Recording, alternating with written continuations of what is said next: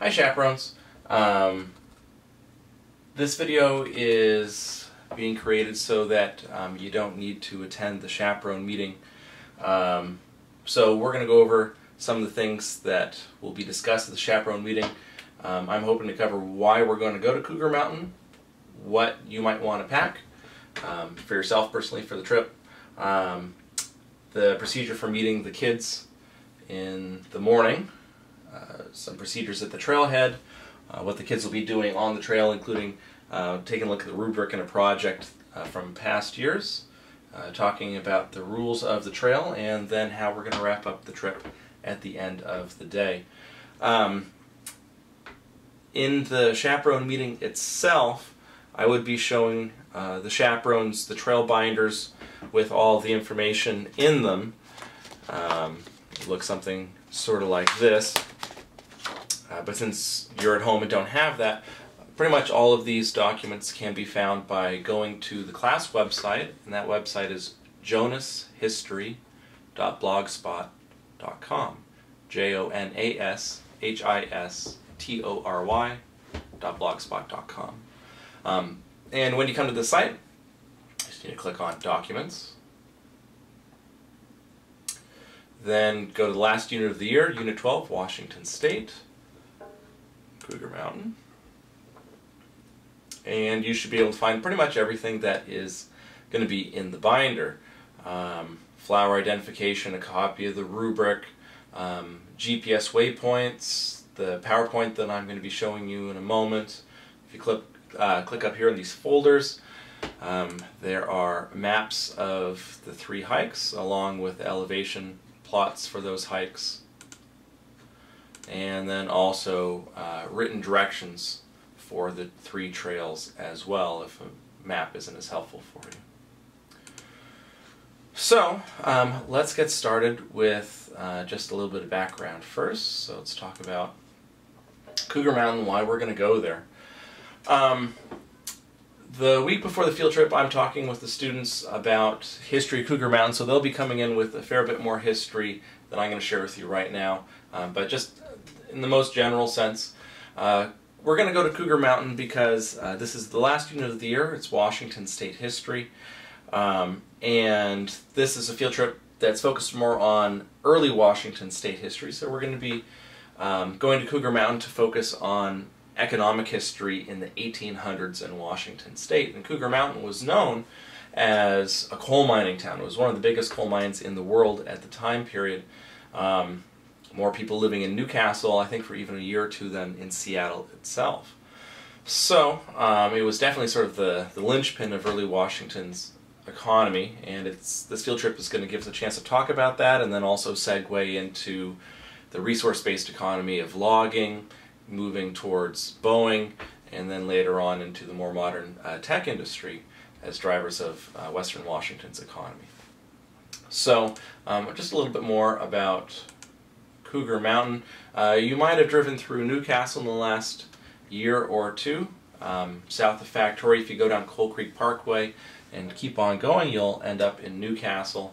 If you know downtown Newcastle at all, the new library would be right here, and the Safeway would be right here, Arco gas station with the QFC behind it, and the golf course would be up here on the top of the hill.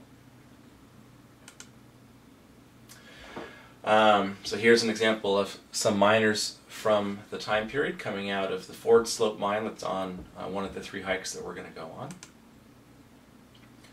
A photo of the coal processing facility in Newcastle. This is on the Coal Creek Trail by Coal Creek that leads down to Newcastle Beach Park in Bellevue. And basically the coal will come out of the mine, it will go along this minecart track on the upper left here, get sorted in the sorting facility, and then get sorted out into the full-size train cars on the lower level down here, and they would go down Coal Creek, actually travel directly through the middle of the Ringdahl campus in the Bellevue School District, and then either in the early years go by canoe to Seattle, and then in the later years by train around the south end of Lake Washington and up into Seattle. So later on, when that train was built, here's just an example of the May Creek Trestle just south of Ringdahl.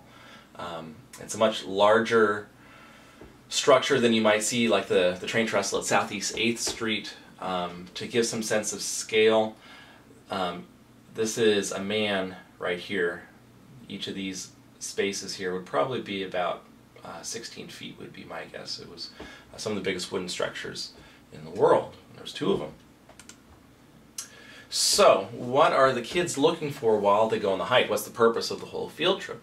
The kids are going to Cougar Mountain to research this coal mining history, and the end result is a trail binder. If you saw the binders that they made when they went on the Olympia field trip, these are the same format. That's on purpose so that objectives are very clear and understandable at the end of the year and end of the quarter. But basically the kids will have cameras with them, and they'll be taking 10 pictures showing remains of coal mining.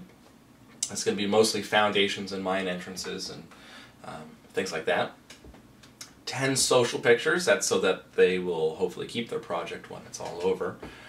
And 10 pictures showing flora and fauna of the county park. So plants, animals, some kids have done 10 photos of different slugs. It's really whatever floats their boat.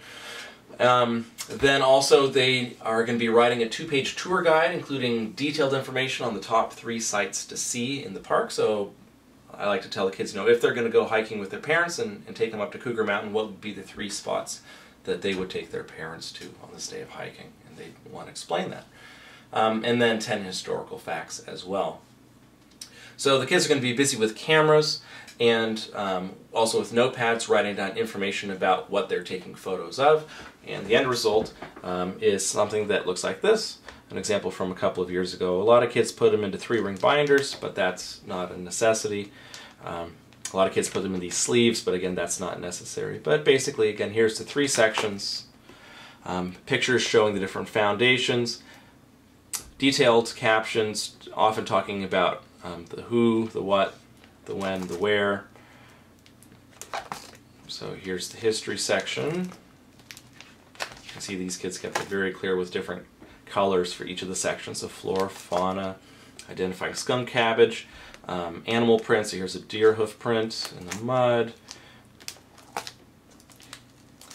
And then the screen section in the back is social pictures. So either of the partners in the pictures.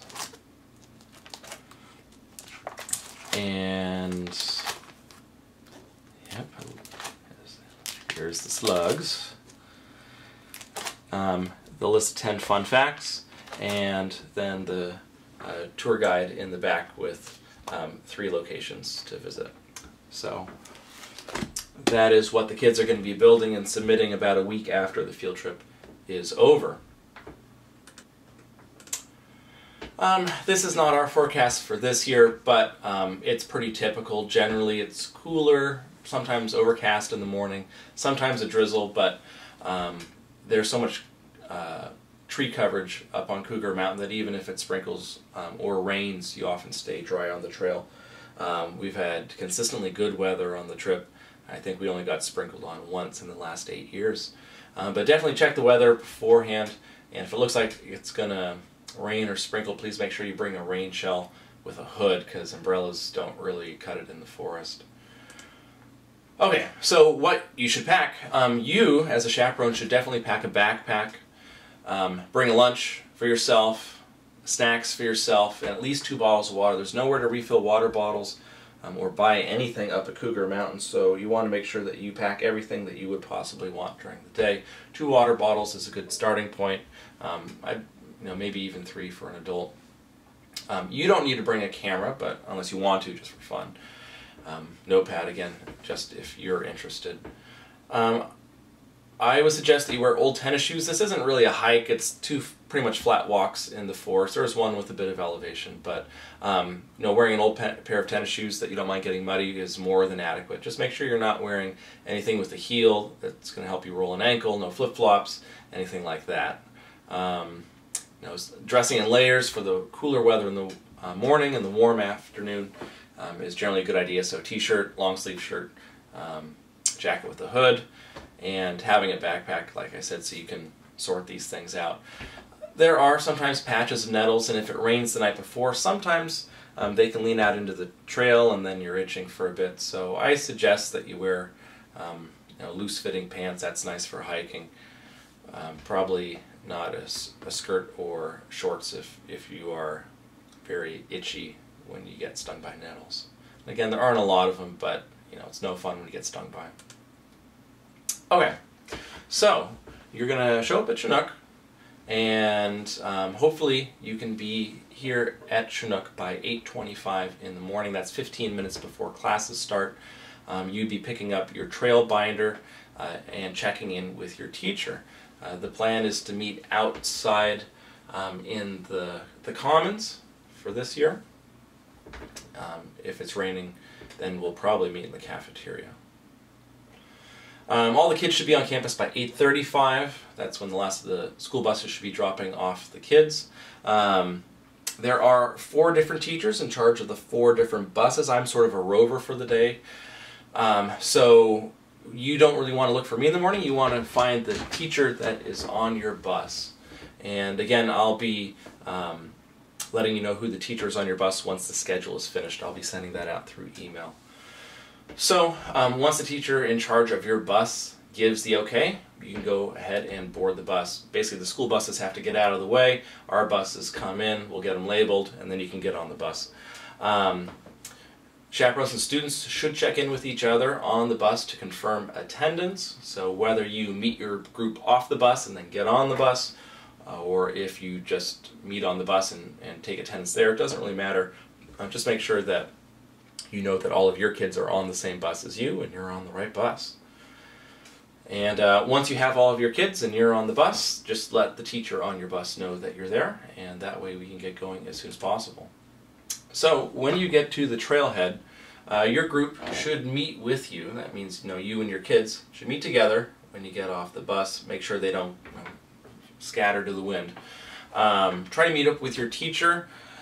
There are 4 buses and there are 4 different hiking groups, so basically your bus is your hiking group. There's no need to really resort or anything. Just make sure you keep close together with your students. The teacher on the bus will orient you to the various trailheads.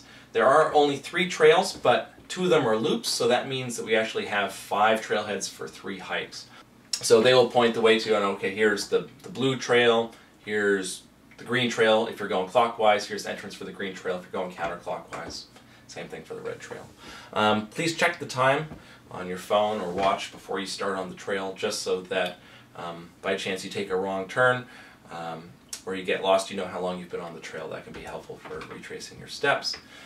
There are 4 different groups, but only 3 trails, and so I've tried to create the best schedule possible to try to create optimal lunch schedules, but also making sure that there aren't too many people on one trail at one time. King County Parks is really nervous about that.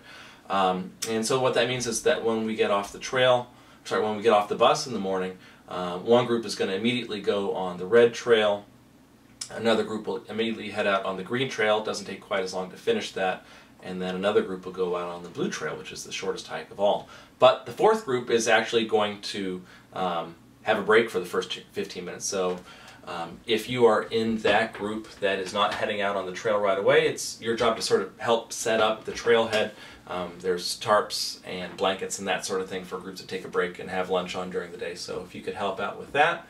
And then once that's done, after, it says here 9:45, but after 15 minutes, once that's all done, the teacher for that trail will probably have you head out. And as you can see, lunches are staggered throughout the midday, and then groups mostly have a break at the beginning or at the end of the day. So if you're the group that sets up at the end of the day, then there are 2 other groups that are going to help tear things down at the end of the day. So when you are on the trail, you are really not in charge as a chaperone of guiding your group, although if you want to do that, you can. But the kids know that they are supposed to be the ones in charge of the directions, historical information, sharing the photos. That's something really that they should be able to do. So in the binder, in the front, there's a map with all 3 hikes, a resources page, some background. This is more for the kids. The kids use these as a resource for their projects once we come back from Cougar Mountain. So this is information that's not really meant for the trail, but it's just in there for the kids to use when we're back in the classroom. But if you want to take a look at it, there's cross sections. This is like an overhead of the coal mine underground. Here's a side cross section cutting through the earth of the coal mine.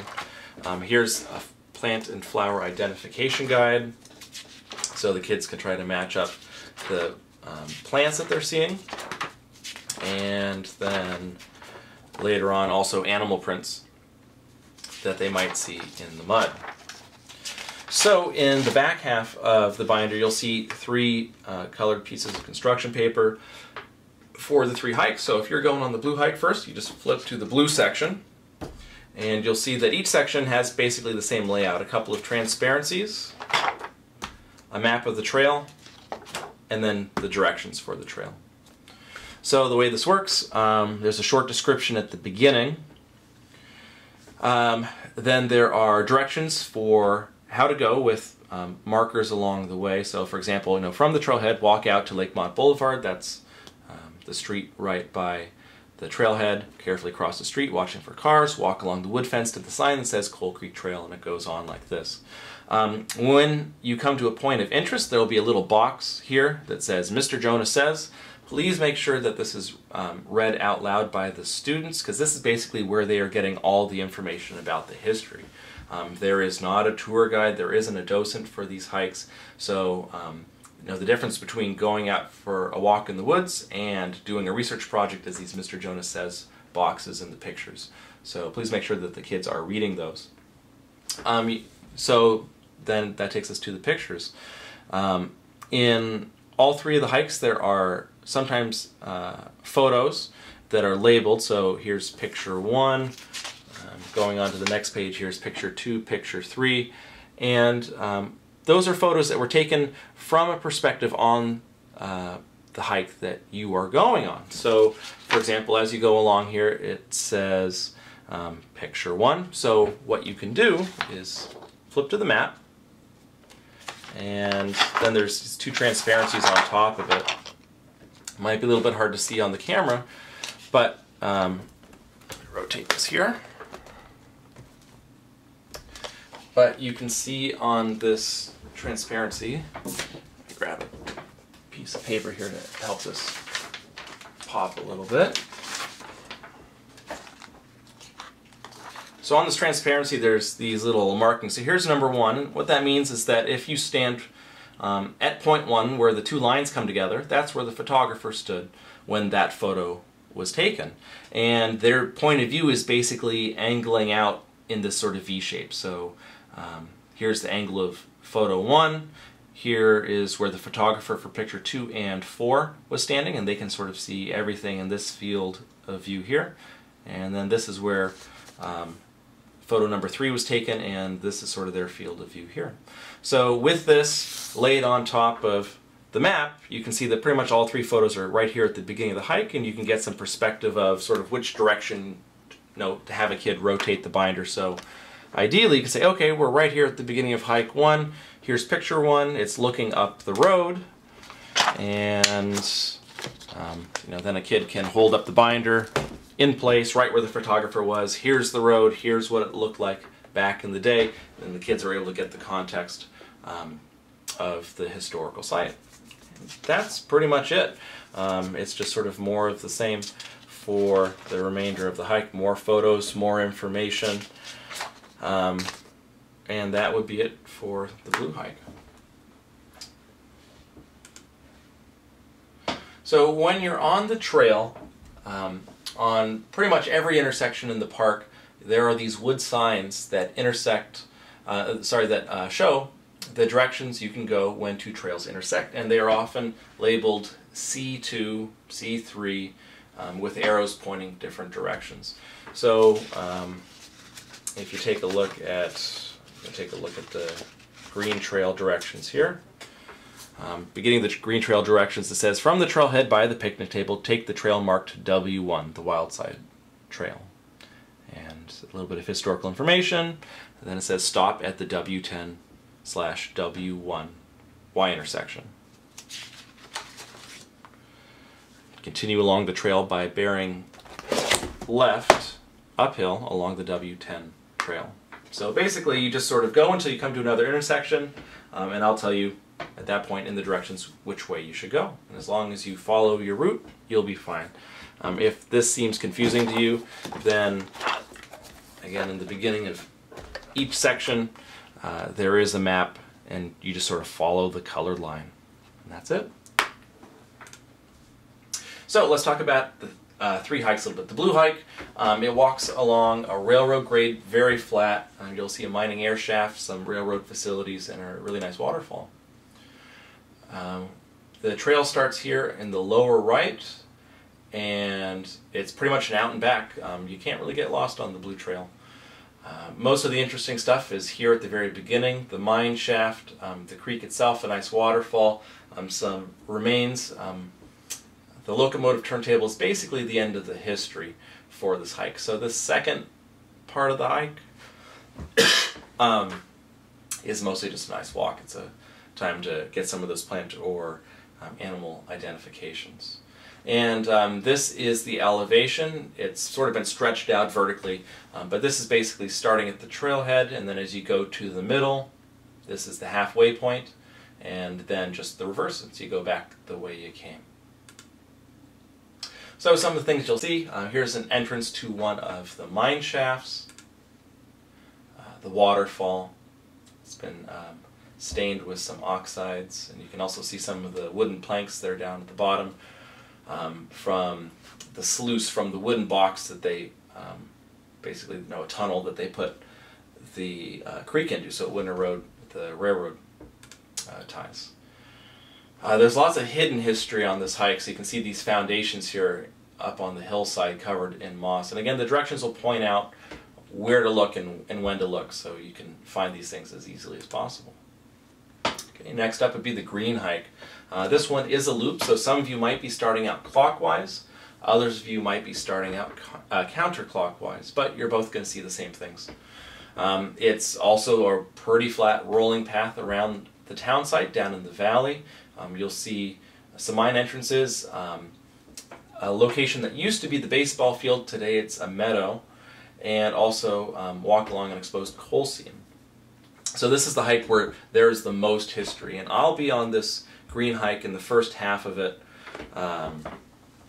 If you take a look at the green hike directions, I am really here in the first half of the hike where most of the town was. Here's an overlay showing all the different buildings and plots of the town. So I'm going to be in this area. I'm sharing information. I'll try to catch you during that time. The middle part of the hike is for you to do with your kids. But like I just said, I'm going to be up here. And this hike again is very stretched out. It appears to be basically flat over the hour and a half of time you have to make the loop. It doesn't take an hour and a half to walk, but with stopping and talking about things and taking photos, a leisurely pace would take an hour and a half. So you'll see the remains of coal mining. This is a concrete cap that was put on top of one of the air shafts, and then it collapsed and sort of fell in on itself. There's a recreated coal car for the kids to climb into and get their photo. There is one of the mine entrances. This is the Ford Slope, the same location where this photo was taken back in 1905. At that location there's a couple of pictures as well of what the mining operations look like underground. You can see the trail is pretty well maintained. It's easy to get around, lots of interpretive signs. And here's a picture of the trail, pretty accessible. Then the red hike, the third hike, it does have a bit of climb. It's the only one that has any true elevation to it. It's the longest hike of the day as well, about 2 hours to do that one. You'll see mine holes. Mine holes are where the mine has collapsed and basically created a big divot in the ground. The mine collapsed and the dirt that was above the mine dropped down, creating this depression that, if it happened long enough, you might even see full-grown trees in them that have grown up over the last 40 or 50 years. Coal seams, an air vent, a nice view of the Cascades once you get to the end of the hike. There's also a Nike missile base, so it's a little bit more of more modern 1950s Washington State history. And so let's take a look at this one. Again, this is a loop, so you might be starting off clockwise, you might be starting off counterclockwise, but you're going to see the same things. There is more elevation gain in this hike, about 800 feet, but again, you have 2 hours to do it. There is elevation, but it's not like switchbacks or anything like that. And so let's take this clockwise. So if you were going clockwise on this hike, and the directions in your binder, if you flip to your binder will tell you which direction you should go. So you can see that this binder indicates that whoever's a chaperone for this one should be taking their group clockwise on this hike. The other half of the chaperones in your group will have a counterclockwise binder. So back to the map. You'll head uphill through the forest, and lots of great spots along here to look for animal prints, and it will be sort of strange, but you'll just sort of at this point emerge out onto a road, and this is a housing development that was just finished, and it's going to seem like you have taken a wrong turn and exited the park, but you are right where you need to be. You will see to your right, if you just stand where the trail meets the road on the sidewalk, if you follow the sidewalk to the right, you will see a big black gate that says Cougar Mountain Park. And you want to go up the road here and go back into the park. So you sort of leave the park for about, I'd say 300 or 400 feet probably along this road. But from the point where you emerge from the forest, you should be able to see the entrance to the park on your right. So just go to the right, go back into the park. This is actually a service road, so you're going to follow this road into the park up to the parking lot. And you'll actually go through the parking lot and right into the middle of the park, and this is where the Nike missile base is. It looks like there is a shortcut here, but a lot of chaperones for some reason seem to get really lost and go in loops in here. So just to keep it simple, it's going to take a few extra minutes, but I would just suggest you go back the way you went, back to that road. There will be a big yellow vehicle gate there. That's basically where you took the turn into the parking lot. So when you go back to that yellow gate, then you can just keep on following the road. The road goes from being a paved road to a gravel road at this point, and it's just super clear. You won't get as lost if you do that. If you are for some reason really running behind, you can take this shortcut right here. Unfortunately though, it cuts out most of the history of the hike, so I definitely would not suggest this unless it's the end of the day and you don't think you're going to make it back. Or someone got hurt and they need to go back down the hill, then take this shortcut. But otherwise, continue up the hill.